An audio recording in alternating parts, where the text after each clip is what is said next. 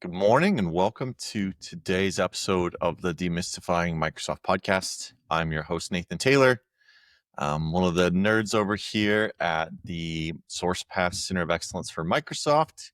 I'm excited to jump in today and kick off a new series. We're going to do probably 3 episodes on the topic of Azure Cost Management. So lots of fun stuff to unpack there. Kind of one of those topics that's got a lot of details, is not super technical, but is kind of super detailed. So it should be fun to dig into it. Our podcast here, the goal behind it is to be your source for demystifying the complicated ecosystem of Microsoft products and pricing and partners and solutions. It's a lot of moving parts. It's a lot to keep up with. And we want to be your source for those answers to understand what's going on in the Microsoft world. I know there's a lot of people managing their Azure infrastructure and trying to navigate all these things. So we're excited to jump in and just talk through some of that. Please remember to like, subscribe, and share. We appreciate all of you jumping in and supporting the podcast. Getting some good feedback even from some of our customers. So keep listening and keep giving that feedback to your account team. And we look forward to continuing to produce content that's useful to everybody. So let's jump in. Let's talk about Azure. Let's start at the beginning and talk about what is Azure. Microsoft Azure is a family of solutions, and it's kind of a very large product from Microsoft. But one way to think of it is it's kind of various forms of infrastructure, or to kind of use maybe a different analogy, it's plumbing. It's what all the technologies that you want to use can run through Microsoft's plumbing instead of your own. It's this infrastructure where you can run servers or networking or data or AI or websites, or all these different solutions can be run on Microsoft servers and Microsoft data centers. And you can run it many different ways, from all the way down at the level where you're just renting a server for a couple of hours to running thousands of servers and giant networks and multi-location across the globe, to just running a simple website, to running your DNS, to running your all kinds of stuff, just basic storage. It's a tool that could be used for any number of things. And in fact, Microsoft even allows like third parties to run and host and sell their solutions from Azure. So Azure kind of becomes a marketplace. And so it's this kind of complicated topic where I was like, oh, I want to go to Azure. Well, there's a lot of details to talk through there. And we, of course, are happy to help people talk through when it makes sense to migrate to Azure and when it doesn't. And that might be a really good episode to put as one, maybe the 4th in this series. We've talked about a little bit of that with Jeff on our hybrid environment conversations about when it makes sense to be in Azure or not from an infrastructure perspective. But many of you have resources in Azure. You've either bought third-party solutions that are hosted in Azure. Maybe you've moved a server or 2 up there, or you're hosting an application you're developing in Azure. So Azure is a really common resource that many of our customers have and are taking advantage of. And one of the things that happens when you're running Azure is Azure is consumption-based. So as you use it, Microsoft bills you for it. So when we buy Microsoft 365 licenses, you actually prepay for the month. So you buy the month ahead and pay Microsoft for the right to use that environment as a prepay functionality. Azure is a post-pay consumption-based model. So for whatever you use, Microsoft charges you for it. And it makes it really flexible. So you can go spin up a server for a couple of hours, use it, shut it down, and you're not paying for that server for, all the costs it would take to build that server farm or that data center or running it for years. You can pay it for 2 hours if you want to. That goes on your Azure bill. At the end of the month, Microsoft sends us a bill for Azure and we bill you. But sometimes that billing can kind of start to snowball on you. It can get complicated. That bill can grow, and it can be hard at times to understand why you have the same amount of infrastructure in Azure, but a year later it's costing you 20, 30, 40% more. And that's where we want to help. And so in this series, we're going to talk through at a high level what Azure is, how the pricing works, how you can manage that, some of the cost saving levers we can pull, and then show you some more details around that. And then we can talk about some of the solutions we can offer on that front to help you manage that on in an ongoing basis. And then we'll talk later about when it makes sense to move things into Azure, because that actually really builds into the pricing conversation. It's an important aspect of that of the long-term return on investment for Azure is something that's definitely worth evaluating. And so we'll talk through that as well. So when you transact Azure, Azure is billed through subscriptions and Azure plans. And, on the back end, there's some complications. But the reality is you're probably paying for Azure one of a couple different ways. You're paying through your current licensing provider, a CSP, like Sourcepass MCOE. We sell Azure to a lot of our customers, and it's just one of the subscriptions we manage and bill for them. You can also buy it direct from Microsoft, where you just go to the Azure website, you click set up a trial for me, put in a credit card number, and you go. And then the third variable that a lot of people end up buying Azure through is through their enterprise agreement. Larger companies enter into these agreements with Microsoft where they agree to a 3-year term, and Microsoft gives them certain discounts, assuming that they'll, as part of the agreement, that they'll pay for it for 3 years. And Azure actually becomes a key part of that, in that you often commit to multiple years of Azure costs. You kind of say, I don't think I'm going to spend less than 10 grand a month in Azure. And then you've committed to 36 grand worth of Azure spend as part of that EA agreement. So the first thing we talk about is if you're struggling with your Azure billing, we're happy to help with that no matter where you're billing. If you're billing through an EA, you're billing direct, you're billing even through another partner, we're happy to take a look, help you evaluate that. We'll do some high-level consulting for you on that at the beginning. If you want a more detailed roadmap and plan, we usually charge for a full Azure Cost Management engagement for 2 reasons. Number one, it takes some of my more advanced engineers some time to actually put the thought in to go evaluate your environment and give you recommendations. And oftentimes we're going to use a third-party tool that helps with some visuals and really show you your opportunity to save money. And so there are some costs to us to doing a full Azure Cost Management engagement, but nothing we're doing on that engagement is rocket science, and I'm going to share a bunch of it on this call. There's no super secret sauce. It's just experience, having done it multiple times, that is the reason we need to pay for those resources. So hit us up if you would like help with this. If you'd like to move your billing to a different partner, that is an option. Microsoft allows you to take your billing that's direct or on EA or from another partner and move it to a different partner. The advantage of going to a partner is hopefully that partner can provide some of this cost management resources as part of their engagement. And oftentimes there are different ways they can also help you save money through discounts or rebates or other incentives that they can build. And we'd love to talk to you about those options if you reach out to us about your Azure engagement. So there's a lot of variables there. When you do have an Azure subscription, if you're buying it direct, you have access to pricing data. It'll show up in the Azure Cost Management section of the Azure portal. If you're buying it through a partner, sometimes those partners disable that functionality. That is an option as a partner that they have. Generally speaking, we don't disable that. We want you to see what you're billing, because we want you to see your costs and be able to manage that, because we understand what value that is there. We want to make sure that we're a valuable part of the chain and we're not making it more difficult. So if you don't have the Azure Cost Management in your Azure portal, it's likely that either your partner's not giving you access, or maybe your account doesn't have access to that data. It is a set of data that has the permissions around it in the role-based access.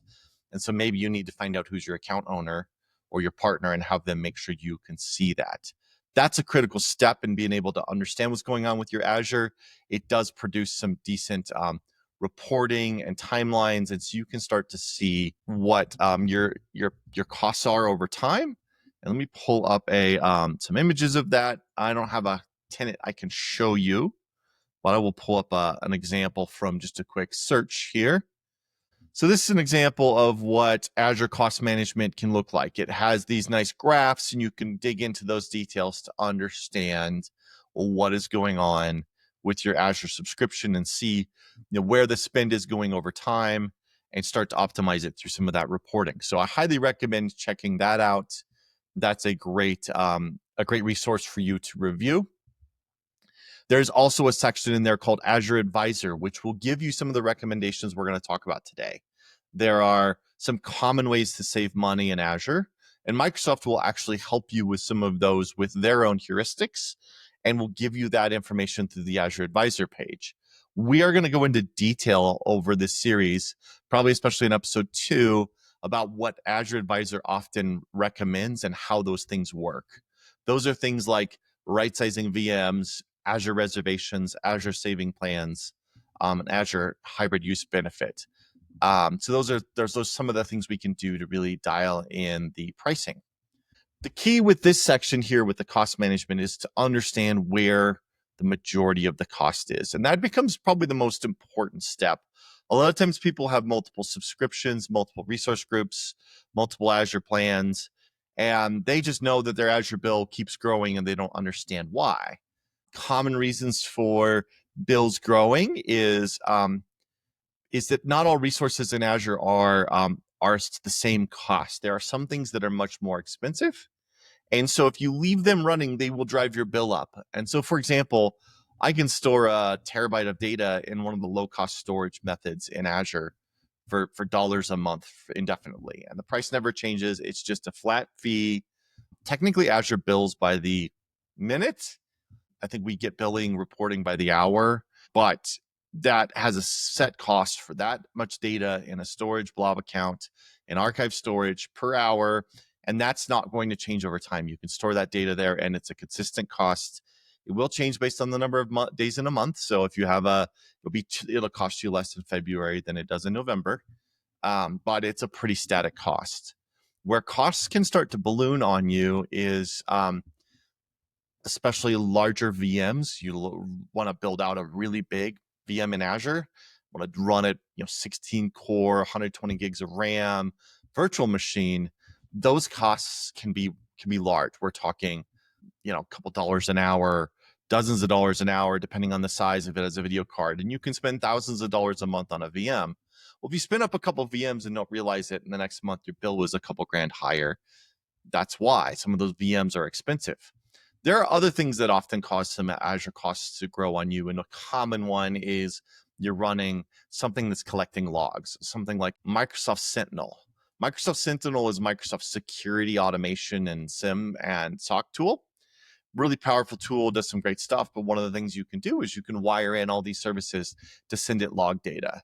And the more log data you give to Sentinel, the more cool things it can do. And it can look for patterns and threat actors and breaches and all these things that it can give your security team data on. But the default place it lands in is a log analytics workspace, and that is expensive storage in the Azure world. And so if you're just pumping in logs from every firewall and every endpoint and every server and every event log and all these things, and you're not doing any sort of filtering or cleanup or storing historical logs in a different solution or maybe tiering your storage, there's a number of ways we can address it. Azure Sentinel can quickly be something where you're paying $2,000 a month for it 1 month, and 6 months later it's $10,000 a month because you have all these logs you're storing, and those all bill. Every gigabyte of logs bills you by the hour for the storage of it. So it can get away from you, and so cost management, this cost management portal becomes a really key tool to go find out where your money's going and why, and even see some historical data about that. We also have third-party tools we'll get into later that'll allow us to do other reporting on that can pull this data together.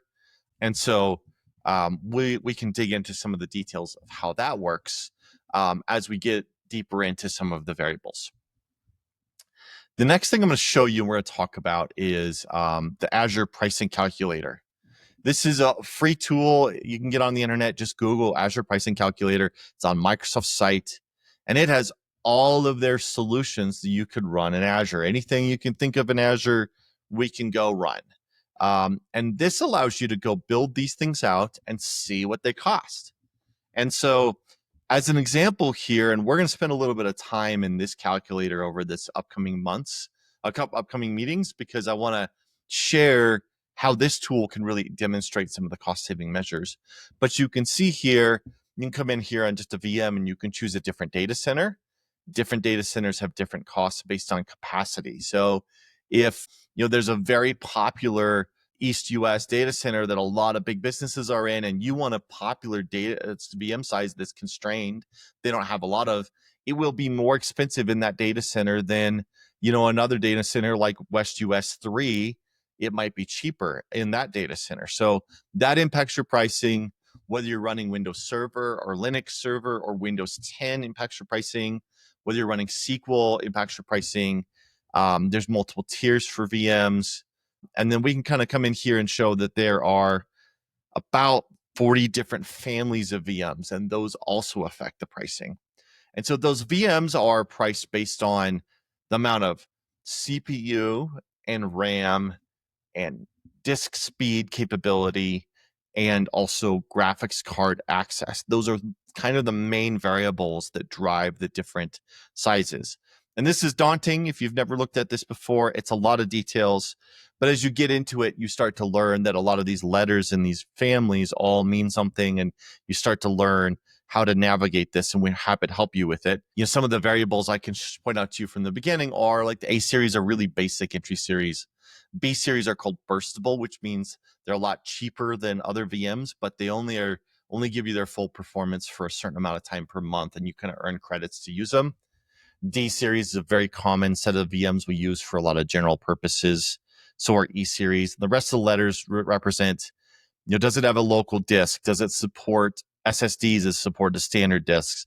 Version 5 references the version of architecture it's on. Is it on a newer chip? Is it on an older chip? There's A series, which are running AMD chips. F and G have different balances of different resources, whether it's memory or RAM.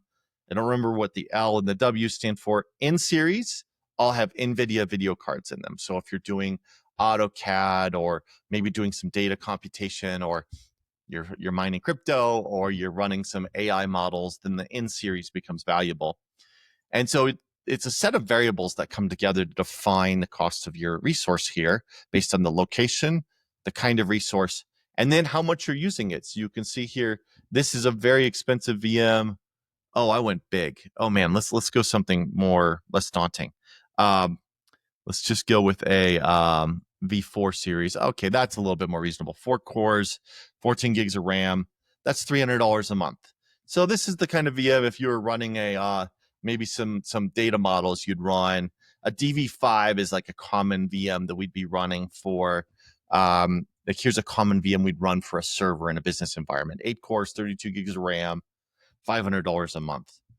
We'll get into these sections then here about cost savings. This will be a full episode next time where we talk about the various resources we can manage there for you. Back to the high level though, we talked about we had that cost management tab. So the first step in understanding what's going on with your Azure costs is understanding what you're running. And so this is going to need to involve some of your nerds to understand what they're building, understand requirements. The recommendations that come from various tools will give you data points. And so the first step in really getting your Azure costs under control is understanding what you're running, because we're going to ask questions later on in the process that require us to know the resources we have and which ones we think are going to be around long term, which ones are right sized. So one of the recommendations you're going to get from Advisor first off the bat is it's going to find any disks that are unused, VMs that are underutilized, and it's going to recommend either turning them off or resizing them to a smaller size that fits the resource requirements of what you're doing. So you may have a VM spec'd for 4 cores and 32 gigs of RAM, but it's not doing anything. It's just a lightweight utility server. It's just running a reporting agent. It's going to recommend that you go to like a 2-core 8 gig of RAM VM because it's going to save you 60%, but that's all that server's using, and it just takes the metrics of what it's been doing over time and gives you that data.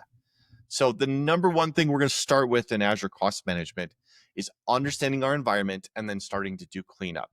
Can we consolidate down our servers? Can we get them to a size that's closer to their performance needs? Can we clean up old servers? One of the things we see a lot is that people will build out servers and then forget their testing environments, or they'll leave a server running.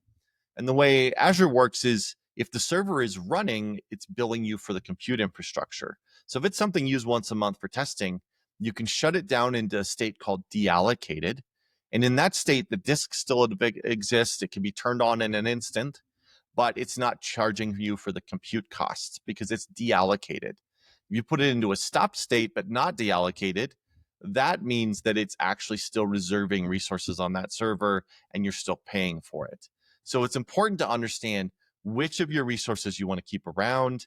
Are they properly sized? And then to understand your long-term plans with those resources.